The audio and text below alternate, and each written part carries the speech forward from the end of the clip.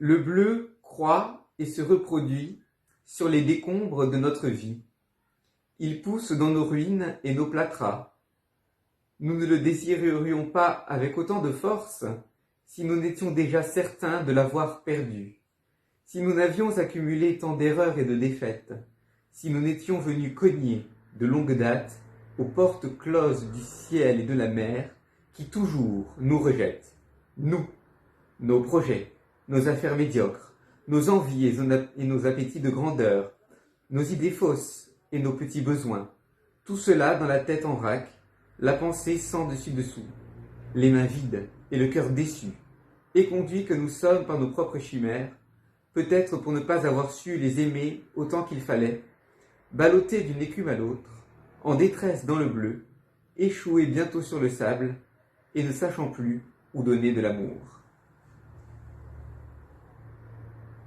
Le bleu du ciel se passe de nos services. Voilà qu'avec des mots sonores nous prétendons le célébrer, quand en réalité nous rédigeons la mièvre apologie de notre misère. Nous réclamons de l'impossible et balançons nos phrases pour ressembler aux dieux.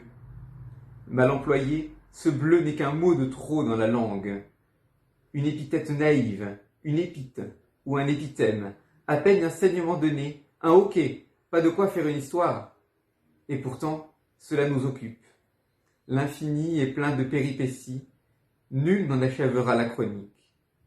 Tout ce bleu en nous est une lumière qui brûle, qui attend son jour, qui le chasse à corps et à cri, qui creuse, qui trace, qui détecte, corrompue sans doute, évitant piégée, déçue et décevante. Mais nous n'avons pas d'autre, pas de plus intime, il faut s'y plier, il n'est pas de chant pur, pas de parole qui ne rhabille notre bleu de misère.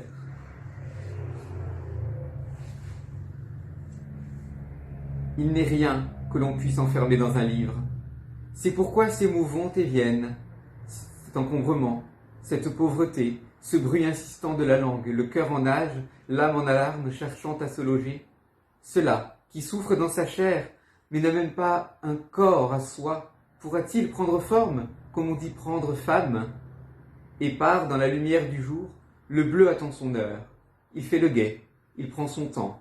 Jamais il ne perdra patience, car il a tout le temps pour soi. Il mûrit sa couleur en d'interminables aurores. Il déchiffre sa propre histoire. Quelques phrases pour le dire suffiront bientôt, et de peu de mots, mais justes, précises comme un visage, et comme lui périssable, cachant sous la beauté le crâne et le dedans obscur. On voudrait bien montrer son âme, donner des royaumes à rêver, mais la tristesse de l'invisible est profonde, où infuse le chagrin.